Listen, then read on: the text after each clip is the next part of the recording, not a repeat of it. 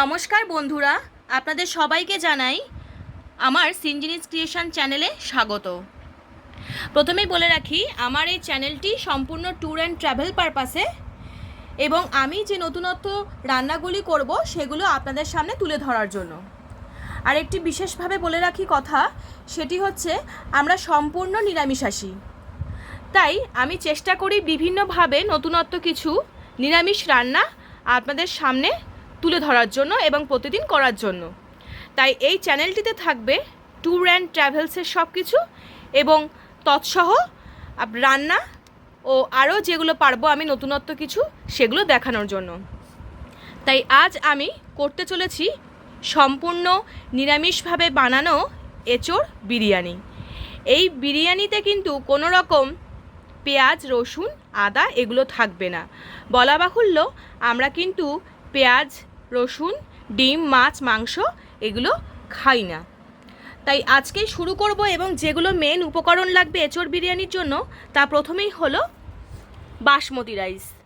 এখানে বাসমতি চাল নিয়েছি আমি 750, আর এঁচোড় নিয়েছি আমি 1 কেজি মতন। ছোট ছোট টুকরো করে কেটে নিয়েছি, খুব ছোটও হবে না আবার সাইজে খুব বড়ও হবে না। আর এখানে কিছুটা আমি আলু নিয়েছি, আলুগুলোকে 2 টুকরোভাবে কেটে নিয়েছি। আপনারা জানেনই যে বিরিয়ানির আলু কীরকম সাইজের হয়, একদম ছোট না, মোটামুটি বড় হবে। আর তার সঙ্গে যেই উপকরণগুলি নিয়েছি সেগুলি হলো, বিরিয়ানি করতে প্রথমেই লাগবে হচ্ছে লবণ, হলুদ। এখানে এভারেস্টের বিরিয়ানি মশলাটা আমি নিয়েছি, আপনারা চাইলে অন্য কোনো মশলা নিতে পারেন। তার সঙ্গে টক দই ম্যারিনেট করার জন্য। এখানে হচ্ছে মিঠা আতর, স্টার অ্যানিস, জয়ত্রী, জায়ফল, শাহজিরে, শাহমরিচ, লবঙ্গ, দারুচিনি, এলাচ, শুকনো লঙ্কা। আর তার সঙ্গে নিয়েছি কেশর। এই কেশরটিকে আমি আলাদাভাবে 2 চামচ দুধের মধ্যে ভিজিয়ে রাখবো কিছুক্ষণ। তার সাথে নিয়েছি হচ্ছে কাশ্মীরি লাল মির্চ, হলুদ। এখানে আমি নিয়েছি রেড কাউ ঘি, আপনারা চাইলে দেশি ঘিও ব্যবহার করতে পারেন। তার সঙ্গে রয়েছে গোলাপ জল, কেওড়া জল। এই দুধটির মধ্যে আমি কেশরটা ভিজাবো। ধনে জিরের গুঁড়ো আমার আলাদাভাবে স্পেশালভাবে বানানো থাকে সবসময় বাড়িতে, আর গোলমরিচের গুঁড়ো। এই হলো আজকের রান্নার উপকরণ। হ্যাঁ, তার সাথে অবশ্যই বলে রাখি সাদা তেল, যেটি আমি এঁচোড়টা আগে ভেজে নেব তেলের মধ্যে লবণ হলুদ দিয়ে। ভেজে নেওয়ার পরে আমি সেটিকে ম্যারিনেট করব। ম্যারিনেট করার জন্য মশলা কীভাবে তৈরি করবেন সেটিও আমি আপনাদের সামনে তুলে ধরব। আমি এখানে কিছু মশলা নিয়ে নিয়েছিলাম, আর দুধের মধ্যে আমি কেশর ভিজিয়ে দিয়েছি রঙটাকে আনার জন্য বিরিয়ানির মধ্যে। এবার এখান থেকে কিছু মশলা আমি এঁচোড় আর আলু ম্যারিনেশনের জন্য নেব। 3টে শুকনো লঙ্কা নিয়ে নিলাম, তার সঙ্গে কটা এলাচ নিয়ে নিলাম, কটা লবঙ্গ, কটা জায়ফল নিয়ে নিলাম, আর শাহজিরে, শাহমরিচ আমি মিক্সিংয়ে পেস্ট করার জন্য দিয়ে দেব।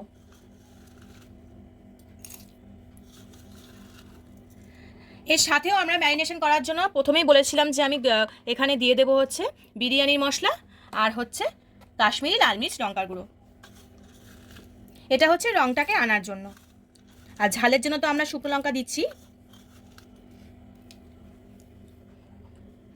প্রথমে আমি কড়াইতে দিয়ে দিচ্ছি সর্ষের তেল, আপনারা চাইলে সাদা তেলও ব্যবহার করতে পারেন। কড়াইয়ে তেলটা গরম হয়ে যাওয়ার পরে আমি এঁচড়গুলি ছাড়বো লবণ হলুদ দিয়ে।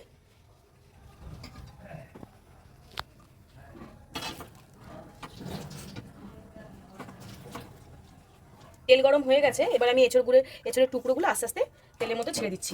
আমি যেহেতু আমার চ্যানেলে এই প্রথম কোনো রান্নার রেসিপিটি আমি দিচ্ছি, তাই প্রথমেই বলে রাখি, আমার যদি কোনো ভুল ত্রুটি হয় মার্জনীয়। আপনারা নিজেদের ছোট বোন মনে করে, মেয়ে মনে করে একটু আমাকে মাফ করে দেবেন। এবার আমি এর মধ্যে লবণ হলুদ দেবো।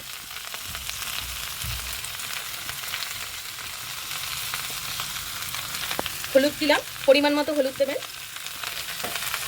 তার সাথে আমি এবার লবণ দেবো।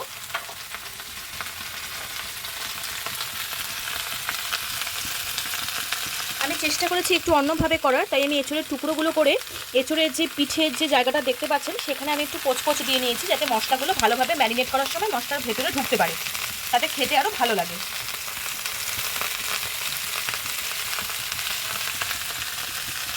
পরিমাণ মতো লবণ ও হলুদ দেওয়ার পরে আমি এবার ভালো করে ভেজে নেব।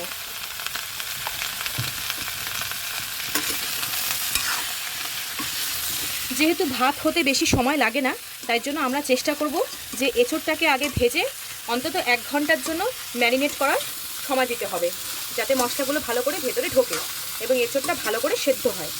আর তার সাথে আমরা এর পরবর্তীতে আলুটাও ভালো করে ভেজে রাখবো, কারণ দুটো একসাথে ম্যারিনেটের জন্য বসাতে হবে। আমি এখানে এঁচোড়গুলোকে 7-8 মিনিট ধরে ভেজে নিলাম। ভেজে নেওয়ার পর আমি এগুলো এবার উঠাবো, তারপরে আমি আলুটাকে ভাজবো।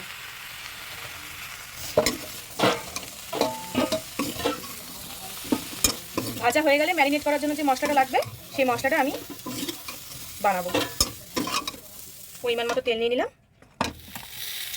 যেহেতু আমাদের এঁচোড় আলু একসাথে ম্যারিনেট করতে হবে, তাই জন্য আমরা এঁচোড়টা ভেজে নেওয়ার পরে আলুটা ভেজে একসাথে রাখছি, একটা পাত্রে রাখবো।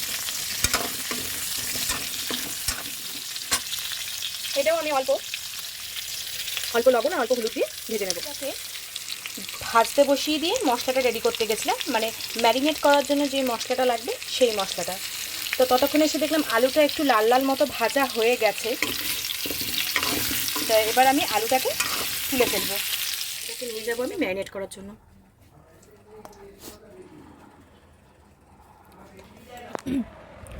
ইতিমধ্যে আমরা দইটাকে ফাটিয়ে রেখেছি ম্যারিনেট করার জন্য। আর এখানে আমার গামলার মধ্যে এঁচোড় আলু রাখা আছে। আর এখানে কিছু মশলা বেঁচে গেছে, মানে শুকনো লঙ্কাটা বাদে জয়ত্রী, জায়ফল, স্টার অ্যানিস, লবঙ্গ, এলাচ, আর এখানে যে মিঠা আতরটা আছে, এই মিঠা আতরটা আমরা সবশেষে দেবো। আর বাকিগুলো হচ্ছে জলে যখন চাল দিয়ে ফোটাবো তখন জলটার মধ্যে আমরা ওই জিনিসগুলো দেবো, যাতে একটা সুন্দর গন্ধ আসে। বিরিয়ানির যে মেন গন্ধটা ওগুলোর জন্যই আসে। তো এটার মধ্যে আমরা এই যে মশলাটা করে রেখেছি, এই মশলাটাকে আমরা দিয়ে দেবো। এই ম্যারিনেশনটাই হচ্ছে আসল। আপনারা জানেন যারা আমিষ খান তারা কীভাবে চিকেন বা মাটনটাকে তারা ভালো করে ম্যারিনেট করে রাখা হয়, যাতে মশলাগুলো ভালোভাবে এই আলু আর এঁচোড়ের মধ্যে ঢুকে যেতে পারে। আর তারপরে দেবো রঙটা হওয়ার জন্য। এর মধ্যে আরও কিছু বাকি আছে, এটাকে দিয়ে একটু করে নিই, মাখিয়ে নিই, তারপরে আমরা টক দইটা দেবো। আপনারা যেরকম ঝাল খেতে পছন্দ করেন সেই হিসেবেই আপনারা লঙ্কাগুলোকে দেবেন। খুব বেশি ঝাল যদি খেতে না চান তাহলে অবশ্যই কম লঙ্কা দেবেন, বেশি দেওয়ার দরকার নেই। আর এই ম্যারিনেশনটা হওয়ার পরে আপনারা অবশ্যই হাতটাকে ভালো করে ধুয়ে নেবেন, কারণ কাছে বাচ্চা থাকলে বা আপনারা চোখে যদি চলে যায় তখন একটা বাজে রকম ব্যাপার হবে, জ্বালাপোড়া করবে। তাই সাবধান, এই ম্যারিনেশনটা আপনারা হয় কোনো প্লাস্টিকের কোনো গ্লাভস সেরকম থাকলে রাবার গ্লাভস পরে করবেন, অথবা আপনারা এটাকে ভালো করে করার পরে অবশ্যই ভালো করে হাতটাকে ধুয়ে নেবেন। আমি আরেকটু দিয়ে দিলাম, যেহেতু কালারটা ভালো আসেনি। এরপরে আমি দেবো এই ফেটিয়ে রাখা টক দই। ক্যামেরার পেছনে যে আছে আমার বসে টক দইটাকে ভালোভাবে ফাটিয়ে রেখেছিল, তাই আমার সুবিধা হলো। এইভাবে এটাকে ম্যারিনেট করার পরে ভালো করে আমরা অন্তত 1 ঘন্টা, বা যদি হাতের সময় খুব একটা বেশি না থাকে তাহলে চেষ্টা করবেন 40 থেকে 45 মিনিট এটাকে ভালো করে ম্যারিনেট করে রাখার জন্য, যাতে জিনিসটা পুরো ভেতর অবধি ঢুকতে পারে এবং খেতেও ভালো লাগবে। ম্যারিনেশনটাকে আমি এভাবে বসিয়ে রাখার পর একটা থালা চাপা দিয়ে ঢাকা রেখে দেবো এবং তারপরে আমি যাবো চালের দিকে। চালটাকে সেদ্ধ বসাবো বাকি মশলাগুলি দিয়ে। এই যে ম্যারিনেশন করে ফেলেছি, এর সঙ্গে একটু বিরিয়ানি মশলাটা অ্যাড করছি। আমি না এখানে ইনগ্রেডিয়েন্টসগুলো বিরিয়ানি মশলা দেখিয়ে নিয়ে এসেছি, এখানে কোনো নো অনিয়ন, নো গার্লিক, কোনো পেঁয়াজ রসুন নেই, তাই নির্ভয় বিরিয়ানি মশলা আপনারা অ্যাড করতে পারেন। আমি এখানে এভারেস্টের নিয়েছি, আপনারা চাইলে অন্য কোনো কিছু, মানে অন্য কোনো ব্র্যান্ডেরও নিতে পারেন, তাতে কোনো অসুবিধা নেই।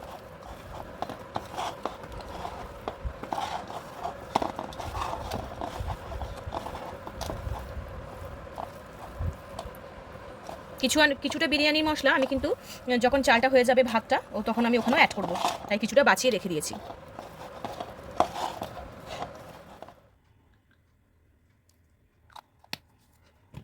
দেড় ঢাকনা মতো ইউজ করলাম কেওড়া জল, এটাও আমি দিয়ে দেবো 1.5 ঢাকনা মতো। আপনার পরিমাণটা বুঝে দেবেন।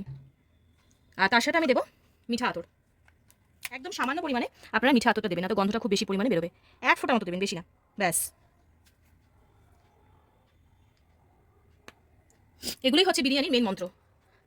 দোকানে দেওয়া হয় বলে এত সুন্দর খেতে লাগে, আজ সেটা আমরা ঘরে করছি। ছুটির দিনে আপনারা রেসিপিটি করে দেখতেই পারেন। ম্যারিনেশন ওখানে সময় লাগবে মোটামুটি 1.5 ঘন্টা মতো। তো আমি সেই সময়টা নষ্ট না করে চলে এসেছি এখানে চালটা করার জন্য। আমি চালটাকে 3 বার ধুয়ে এখানে আমি চাল নিয়েছি 800 গ্রাম। চালটাকে এখানে এখনো আগুন দিয়ে দেবো। আর তার সাথে যে মশলাগুলো আমি জলের মধ্যে দেবো, আপনারা চাইলে কোনো একটা ছাঁকনির মধ্যে বা সাদা কাপড়ে পুটলির মধ্যে করে দিতে পারেন এই ফ্লেভারগুলো আসার জন্য চালে। এখানে নিয়েছি এলাচ, লবঙ্গ, দারচিনি, স্টার অ্যানিস, জয়ত্রী, জায়ফল, তেজপাতা। তো আমি এগুলো এখানে অ্যাড করবো। গ্যাসটা জ্বালিয়ে নিলাম। গ্যাসটা জ্বালিয়ে নেওয়ার পরে যা যা ছিল মশলাটা আমরা সবকটা অ্যাড করবো এখানে।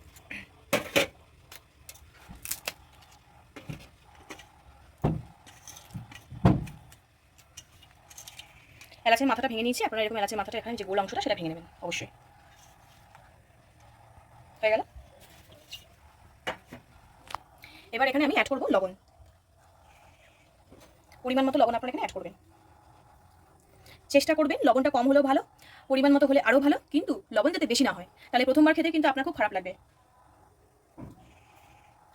তাই আমি এখানে প্রথমে কম করে দিলাম। গোলাপের পাপড়িও দেওয়া আছে, আপনারা দেখতে পাচ্ছেন এখানে। গোলাপের পাপড়ি যদি পান সব কিছু মশলার মধ্যে তাহলে আরও ভালো হয়। বাকি তো সব দেখতেই পাচ্ছেন, এলাচ, লবঙ্গ, জয়ত্রী, জায়ফল, তেজপাতা, দারচিনি, গোলাপের পাপড়ি।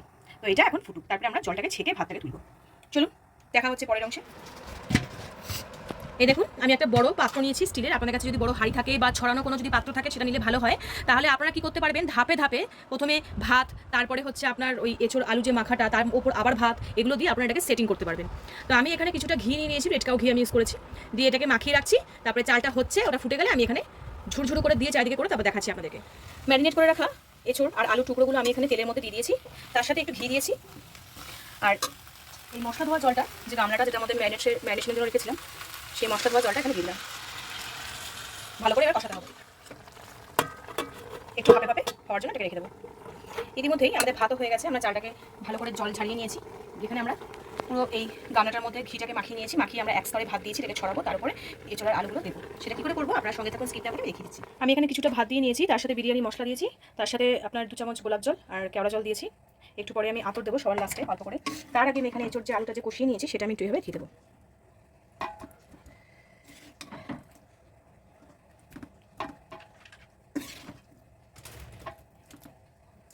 আবার কিছুটা ভাত অ্যাড করবো।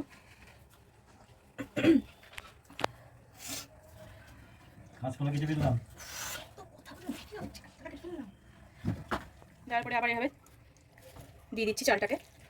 আমি একটু ওভার কুকি করেছি, কারণ হচ্ছে আমার ঠাকুমা খুবই বয়স্ক, ওনার বয়স প্রায় 90 বছরের কাছাকাছি, আর বাবারও দাঁতের সমস্যা আছে, খেতে পারেন না। তো সেই কারণে আমি এখানে এইভাবেই করেছি, ভাতটা একটু ওভার কুক করে ফেলেছি। আপনারা ভাতটাকে চাল চাল রাখবেন। তারপরে আমি আবার এখানে গোলাপ জল, কেওড়া জল দেবো, তারপরে এঁচোড় আলুটা মেশাবো।